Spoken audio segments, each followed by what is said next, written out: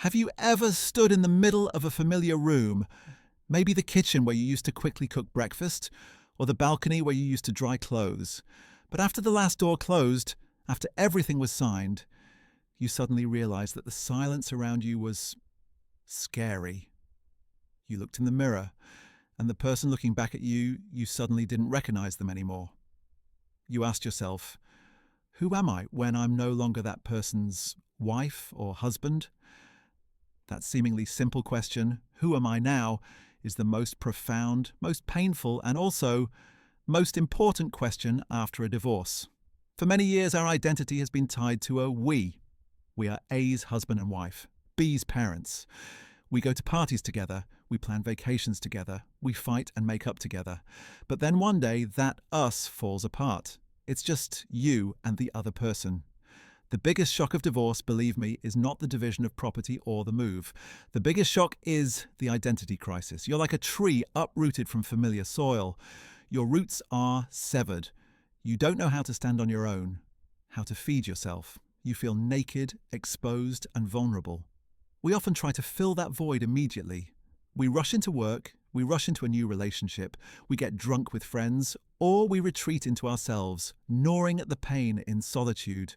We do everything except the most important thing, rebuilding the foundation. I've seen thousands of people, including my one-on-one coaching clients, struggle in the post-divorce quagmire. They take 3 years, 5 years, even 10 years and still can't get out. Not because they're not strong enough, but because they don't know how to learn to walk again. The truth is, recovery is not a straight line. It's a mess. But there are anchors you can drop to help you stand firm in the storm. They're not big things, they're habits, small, consistent habits repeated every day. In my 15 years of practice, I've come up with 5 core habits. These are not theories. These are what have helped the most ordinary people accelerate their recovery, not just to survive divorce, but to rebirth more radiantly after. If you're in that darkness, if you're looking in the mirror and don't recognize yourself, this video is for you. Stay here, we'll find the light together. Find the light. Recovering from a divorce is like rebuilding a house that has been destroyed by a storm. You can't just rebuild the old walls, you have to clean up the rubble, redo the foundation, and then put up new bricks. These 5 habits are the 5 steps to rebuilding your soul house. 1. The emotional cleaning habit. After a divorce, we have a huge pile of emotional garbage: anger, guilt, shame, regret, fear. What do? We pretend we're okay, we stuff it down, we say, I'm strong, I'm okay. But you know what? The bottled up emotion doesn't go away, it just rots from the inside. It turns into unexplained irritability, insomnia, stomach aches. Write a letting go journal. This is what I always ask my clients to do. Take 15 minutes every night before bed. Get a notebook just for this, and write. Write it all. Write about your anger when he forgot your child's birthday. Write about the embarrassment of meeting mutual friends. Write about the loneliness of having dinner alone. I have a client, Ms. Milk, a CFO. She always appeared perfect, but after the divorce she had insomnia. She told me, I don't allow myself to cry. The company needs me to be strong. I gave her the notebook and said, you don't need to be strong with this notebook.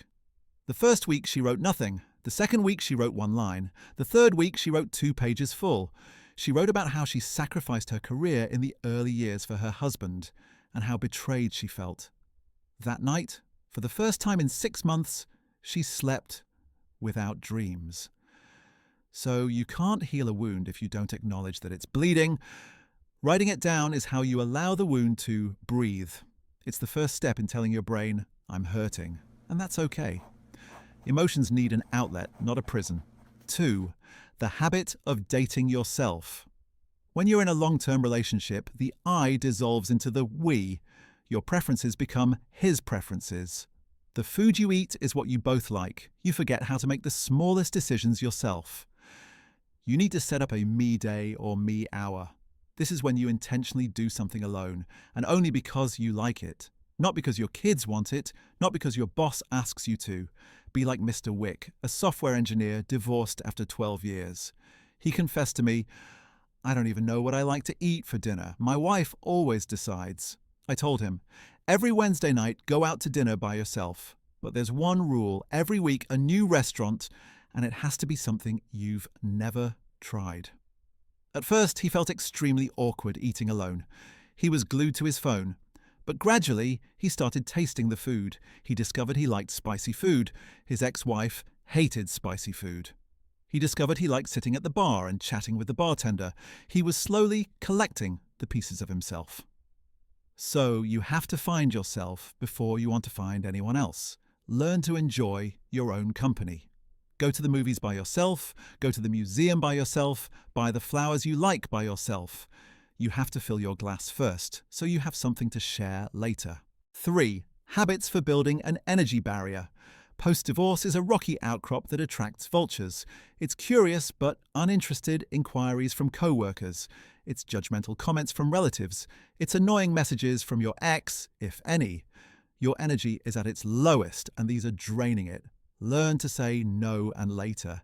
This is the time to be selfish in a healthy way.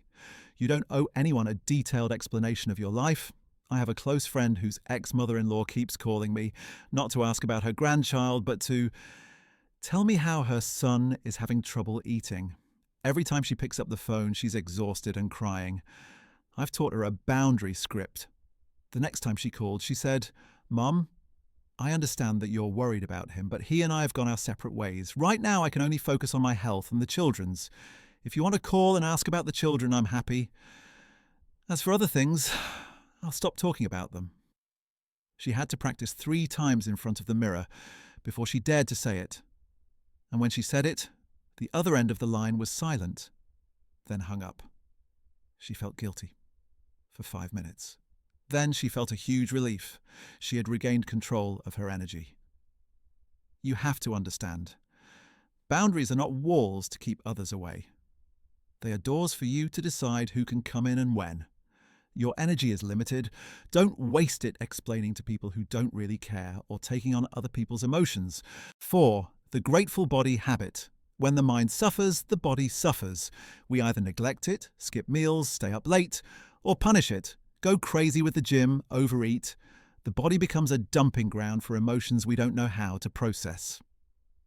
Move with purpose for 30 minutes a day. I'm not talking about intense workouts to revenge on an ex with a hot body, although that may be a byproduct. I'm talking about reconnecting with your body. One of my clients started by walking. Just 10 minutes around her apartment complex every night. She didn't wear headphones. She focused on the feeling of her feet touching the ground, the feeling of the wind on her skin. Gradually, those 10 minutes became her sanctuary. It was where she processed her thoughts from the day. Then she increased it to 20 minutes. Then she tried a yoga class. She told me, "It was the first time I realized I'd been holding my breath for months." In yoga class, when the teacher said, "Take a deep breath," I burst into tears.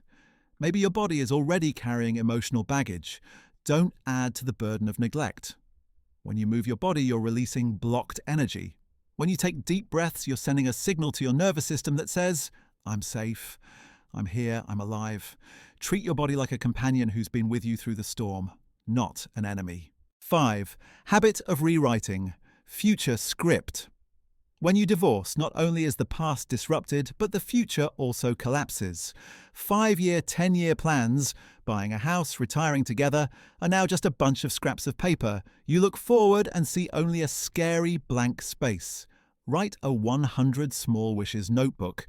This is my favorite habit. Instead of trying to paint a big picture, start with small strokes. Get a new notebook and write down 100 things you want to do, experience, learn, just for yourself. In my company, there is a client. At first, they will find it very difficult. They can only write 5 to 10 things. I want to travel. Too general. I ask them to be specific. Instead of go on vacation, write eat a prime steak in New York Square or watch the sunset alone on a Hawaiian beach. Instead of learn something new, write learn to make tiramisu or take a dance class. It can be as small as buy a new mint green bedding set or try that expensive perfume I've always been curious about. When you write these things down, 2 magical things happen. 1, you realize that there are so many things you can do without the other person. 2, you start to have something to look forward to. Remember that divorce is not the end of your story. is just the end of a chapter. And you are the one holding the pen to write the next chapter. Don't try to write a whole new chapter all at once. Write one sentence, one word. Fill your future with small, achievable joys. And one day you will look back and see that you have written a whole new, brilliant life. You see, the road to divorce recovery is never easy. There will be days when you wake up and feel like you're back to square one. There will be days when sadness hits you like a tidal wave.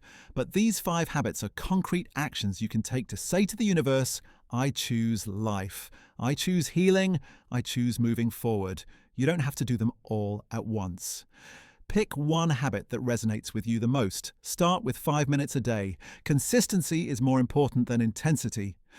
I've seen people who thought they could never smile again now live more meaningful and happier lives than they ever have before. Because the truth is, your divorce doesn't define you.